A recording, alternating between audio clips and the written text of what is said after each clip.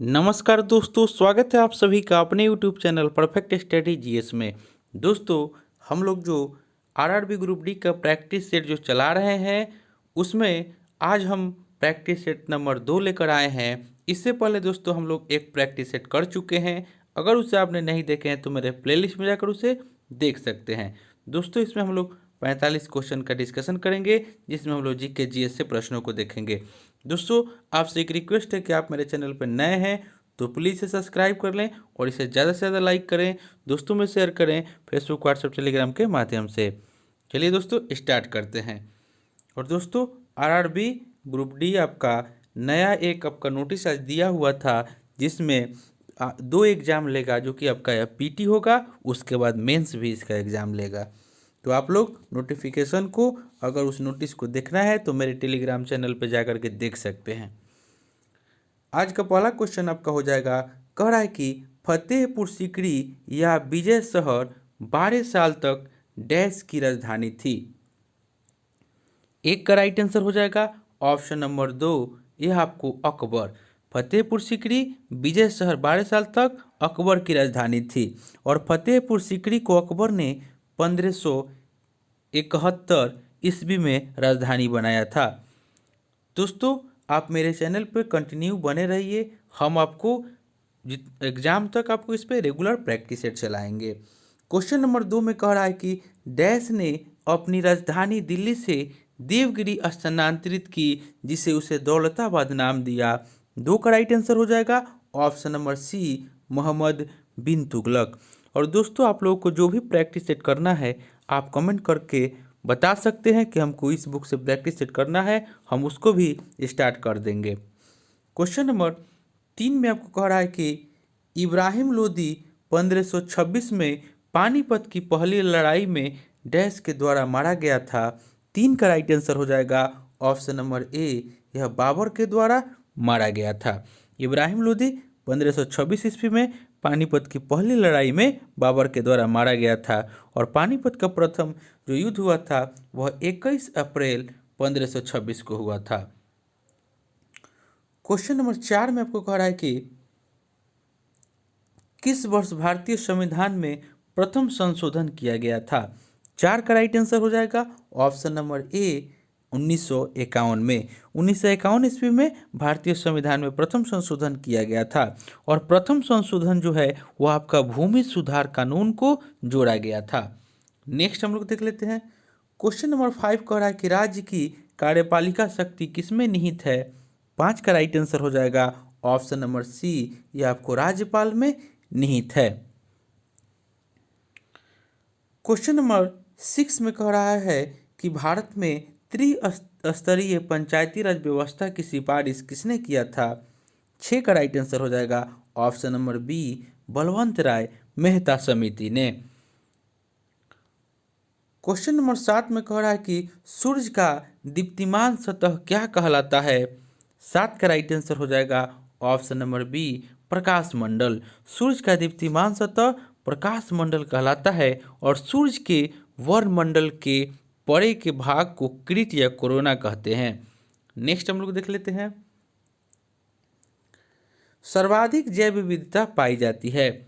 8 का right answer हो जाएगा ऑप्शन नंबर सी, उष्णकटिबंधीय वर्षा वन में। सर्वाधिक जैव विविधता उष्णकटिबंधीय वर्षा वन में पाई जाती है और उष्णकटिबंधीय सदाबहार वन जो भूमध्य रेखा से दक्षिण या उत्तर में लगभग 50 अक्षांश के भीतर पाए जाते हैं। क्वेश्चन नंबर 9 में कह रहा है कि बोथनिया की खाड़ी 2 देशों के बीच स्थित है, उनमें से एक फिनलैंड है तो दूसरा देश कौन सा है।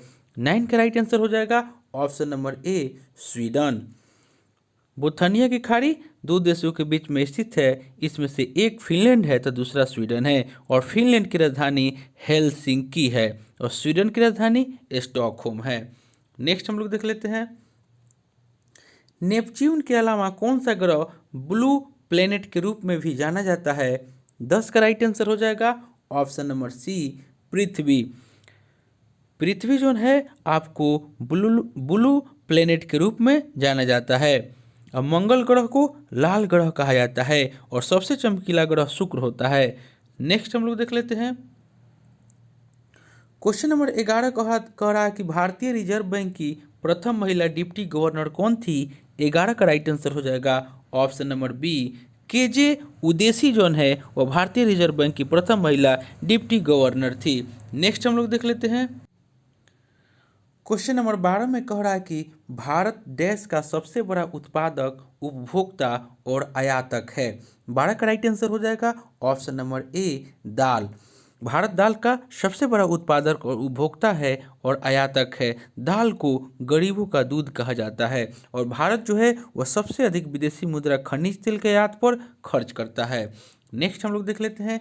क्वेश्चन नंबर 13 कह रहा है कि कार्य होता है यदि डैश है। 13 का राइट आंसर हो जाएगा ऑप्शन नंबर बी, ऊर्जा। कार्य होता है यदि यदि ऊर्जा है। कार्य का SI मात्रक जूल होता है। नेक्स्ट हम लोग देख लेते हैं। क्वेश्चन नंबर 14 कह रहा है कि निम्नलिखित में से कौन सी ऊर्जा गतिज ऊर्जा होती है। 14 का राइट आंसर हो जाएगा ऑप्शन नंबर डी, गैस जो है यह आपको एक गतिज ऊर्जा होती है। गैस के कणों की गतिज ऊर्जा अधिकतम होती है। किसी वस्तु में गति के कारण उत्पन्न ऊर्जा को वस्तु की गतिज ऊर्जा कहा जाता है। क्वेश्चन नंबर 15 में कह रहा है कि निम्नलिखित में से कौन सी ऊर्जा गतिज ऊर्जा है। 15 का राइट आंसर हो जाएगा ऑप्शन नंबर डी, ABC, यानी कि बंदूक से निकली गोली, तीव्र गति से कार्यरत एक रेलवे इंजन और एक साधारण पेंडुलम की गति, ये सभी आपको गतिज ऊर्जा है। नेक्स्ट हम लोग देख लेते हैं। क्वेश्चन नंबर 16 कह रहा है कि रॉकेट लॉन्चिंग कौन से नियम पर आधारित है। 16 का राइट आंसर हो जाएगा ऑप्शन नंबर 1, यह न्यूटन की गति का तृतीय नियम पर आधारित है। नेक्स्ट हम लोग देख लेते हैं। क्वेश्चन नंबर 17 कह रहा है कि प्रतिबल का प्रभाव निम्नलिखित में से किस पर निर्भर करता है। 17 का राइट आंसर हो जाएगा ऑप्शन नंबर डी, यह आपको क्षेत्रफल पर निर्भर करता है। प्रतिबल का प्रभाव जो है वह क्षेत्रफल पर निर्भर करता है और किसी अनुप्रस्थ काट के क्षेत्रफल पर कार्यरत आंतरिक प्रतिक्रिया बल को प्रतिबल कहते हैं। नेक्स्ट हम लोग देख लेते हैं। क्वेश्चन नंबर 18 कह रहा है कि सार्वत्रिक गुरुत्वाकर्षण नियतांक यानी कि जी की खोज डैश ने की थी। 18 का राइट आंसर हो जाएगा option number C, Henry Cavendish. सार्वत्रिक गुरुत्वाकर्षण नियतांक जी की खोज हेनरी कैवेंडिश ने किया था। क्वेश्चन नंबर 19 में कह रहा है कि उत्प्लावन का केंद्र हमेशा। 19 का राइट आंसर हो जाएगा ऑप्शन नंबर बी, यह आपको विस्थापित द्रव के आयतन के केंद्रक के संपाती होता है। दोस्तों अगर आपको इसका PDF चाहिए तो डिस्क्रिप्शन में हम टेलीग्राम का लिंक देंगे, आप लोग वहां से प्राप्त कर सकते हैं। और दोस्तों आप मेरे चैनल पर नए हैं तो प्लीज़ इसे सब्सक्राइब कर लें। क्वेश्चन नंबर 20 में आपको कह रहा है कि क्वेश्चन नंबर 20 में कि नीचे एक अभिकथन और एक कारण दिया गया है। अभिकथन है कि जब वेग स्थिर और तरंग दर आधी रखी जाती है तो आवृत्ति दोगुनी हो जाती है और कारण है कि वेग बराबर आवृत्ति गुने तरंग दर। 20 का राइट आंसर हो जाएगा ऑप्शन नंबर बी, यानी कि अभिकथन और कारण दोनों सही है, लेकिन कारण जो है वह अभिकथन की उचित व्याख्या है। नेक्स्ट हम लोग देख लेते हैं। क्वेश्चन नंबर 21 में कह रहा है कि किसी पदार्थ का अपवर्तनांक हवा में प्रकाश की चाल से किस प्रकार संबंधित होता है। 21 का राइट आंसर हो जाएगा ऑप्शन नंबर डी, अपवर्तनांक बराबर हवा में प्रकाश की चाल पदार्थ में प्रकाश की चाल। नेक्स्ट हम लोग देख लेते हैं। क्वेश्चन नंबर 22 कह रहा है कि निम्नलिखित में से किस में उत्तल दर्पण का उपयोग किया जाता है। 22 का राइट आंसर हो जाएगा option number D, rear Q mirror जो है इसका प्रयोग उत्तल दर्पण में किया जाता है। उत्तल दर्पण का प्रयोग रियर क्यू मिरर के रूप में किया जाता है। Option number D right answer हो जाएगा। क्वेश्चन नंबर 23 में कह रहा है कि 12 प्रतिरोध के एक प्रतिरोध में 1.0 एम्पीयर की स्थिर विद्युत धारा प्रवाहित होती है तो इस प्रतिरोध से 1 मिनट में प्रवाहित होने वाले आवेश की मात्रा है। 23 का राइट आंसर हो जाएगा ऑप्शन नंबर बी, यानी कि 60 केल्विन। 60 केल्विन हो जाएगा राइट आंसर। नेक्स्ट हम लोग देख लेते हैं, माफ कीजिएगा 60, इसको 60 सेंटीग्रेड पढ़ेंगे 60C हो जाएगा। केल्विन रहता तो के रहता, ऑप्शन नंबर बी हो जाएगा। नेक्स्ट हम लोग देख लेते हैं, क्वेश्चन नंबर 24 कह रहा है कि 9 प्रतिरोध वाली तार को दुगुना कर दिया जाता है तो तार के नए प्रतिरोध की गणना करना है। 24 का राइट आंसर हो जाएगा ऑप्शन नंबर सी, यानी कि 2.25 प्रतिरोध। क्वेश्चन नंबर 25 में कह रहा है कि डैश एक रासायनिक परिवर्तन नहीं है। 25 का राइट आंसर हो जाएगा ऑप्शन नंबर बी, एक आइस क्यूब पिघलाना जो है रासायनिक परिवर्तन नहीं है। पदार्थ के आकार, माप, रंग और अवस्था जैसे गुण भौतिक गुण कहलाते हैं और वह परिवर्तन जिसमें किसी पदार्थ के भौतिक गुण में परिवर्तन हो जाता है भौतिक परिवर्तन का उदाहरण है, और अनविकल्प रासायनिक परिवर्तन के आपको उदाहरण हो जाएंगे। नेक्स्ट हम लोग देख लेते हैं, क्वेश्चन नंबर 26 कह रहा है कि तीसरे सेल में इलेक्ट्रॉन की अधिकतम संख्या डैश होती है। 26 का राइट आंसर हो जाएगा ऑप्शन नंबर सी, 18। पहली कक्षा में इलेक्ट्रॉनों की अधिकतम संख्या 2 के पावर 2n के स्क्वायर बराबर 2 गुने 1 के स्क्वायर बराबर 2 हो जाएगा, यानी कि पहली कक्षा में इलेक्ट्रॉनों की संख्या ऑप्शन नंबर सी 18 हो जाएगी। नेक्स्ट हम लोग देख लेते हैं, क्वेश्चन नंबर 27 में कह रहा है कि परमाणुओं से प्राप्त ऊर्जा को डैश कहते हैं। 27 का राइट आंसर हो जाएगा ऑप्शन नंबर ए, नाभिकीय ऊर्जा। परमाणुओं से प्राप्त ऊर्जा को नाभिकीय ऊर्जा कहते हैं। नेक्स्ट हम लोग देख लेते हैं, क्वेश्चन नंबर 28 में कह रहा है कि निम्नलिखित में से कौन सा कथन सही या गलत नहीं है। 28 का राइट आंसर हो जाएगा ऑप्शन नंबर बी, ए और बी दोनों सही है। एक अम्ल जो पूरी तरह से आयनों से आयनीकृत हो जाता है वह H+ आयन का बड़ी मात्रा में उत्पादन करता है, उदाहरण के लिए HCl, H2SO4, HNO3। और एक अम्ल जो आंशिक रूप से जल में आयनित हो जाता है वह H+ आयनों का कम मात्रा में उत्पादन करता है, उदाहरण के लिए CH3, COOH और H2CO3, H2SO4, यानी कि दोनों सही है। नेक्स्ट हम लोग देख लेते हैं, क्वेश्चन नंबर 29 में कह रहा है कि कथन को पढ़ें और निर्णय लें कि कौन सा निष्कर्ष सही है। सल्फ्यूरिक अम्ल की प्रकृति अम्लीय है। निष्कर्ष में है कि सल्फ्यूरिक अम्ल का पीएच मान 7.5 है और सल्फ्यूरिक अम्ल में कुछ फास्फोरस होते हैं। 29 का राइट आंसर हो जाएगा ऑप्शन नंबर बी, न तो निष्कर्ष 1 और न ही 2 सही है। जब किसी विलयन के पीएच का मान 7 से कम होता है तो वह अम्लीय होता है। जब किसी विलयन के पीएच का मान 7 से अधिक होता है तो वह क्षारीय होता है। सल्फ्यूरिक अम्ल अम्लीय होने के कारण इसका पीएच मान 7 से कम होता है। नेक्स्ट हम लोग देख लेते हैं, क्वेश्चन नंबर 30 में कह रहा है कि निम्न को सुमिलित करें। लाइसोसोम, पावर हाउस, डीएनए, गुणसूत्र, माइटोकॉन्ड्रिया और आत्महत्या की थैली। इसमें आपको सुमेलित करना है।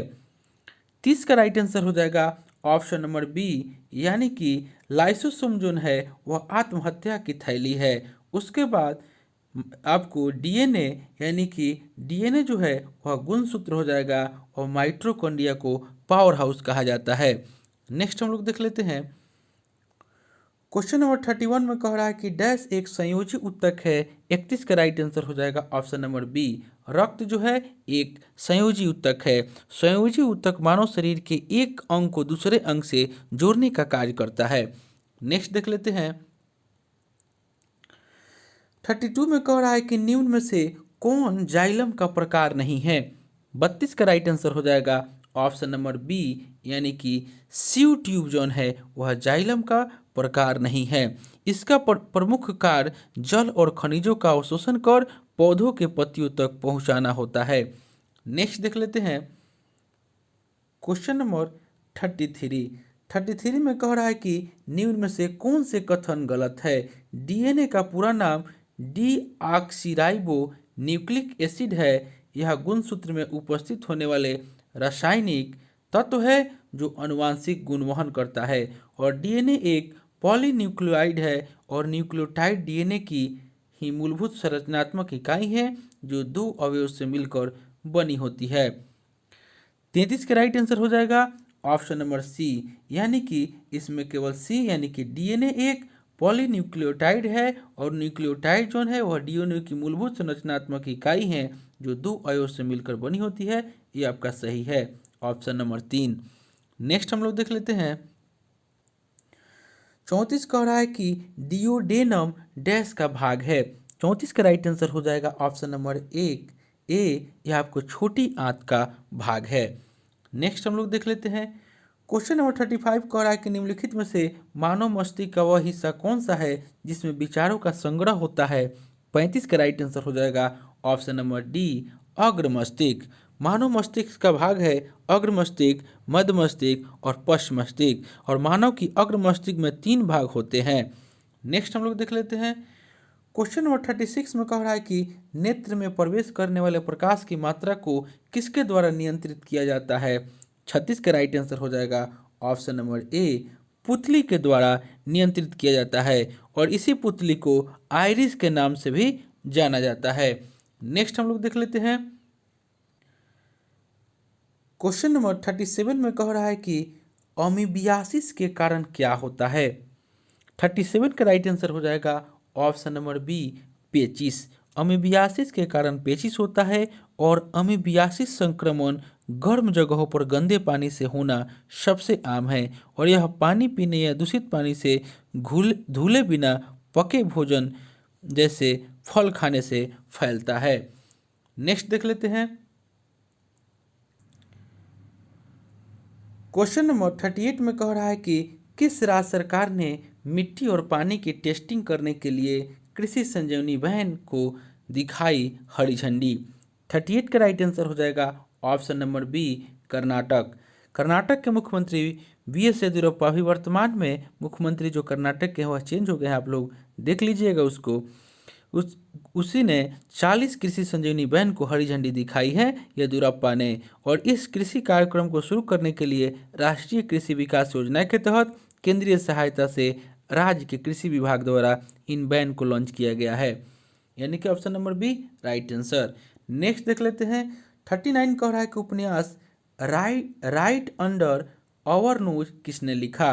39 का राइट आंसर हो जाएगा option number C R Giridhar. दोस्तों आप मेरे चैनल पर नए हैं तो इसे जरूर सब्सक्राइब कर लीजिएगा। क्वेश्चन नंबर 40 में कह रहा है कि गुवाहाटी उच्च न्यायालय का मुख्य न्यायाधीश किसे नियुक्त किया गया है। 40 का राइट आंसर हो जाएगा option number B Sudhanshu Dhulia. Next देख लेते हैं क्वेश्चन नंबर 41 में कह रहा है कि सिक्किम उच्च न्यायालय के मुख्य न्यायाधीश के रूप में किसने शपथ ली। 41 का राइट आंसर हो जाएगा ऑप्शन नंबर ए जेके माहेश्वरी। सिक्किम के राज्यपाल गंगा प्रसाद ने राजभवन में आयोजित एक समारोह के दौरान न्यायमूर्ति माहेश्वरी को पद की शपथ दिलाई।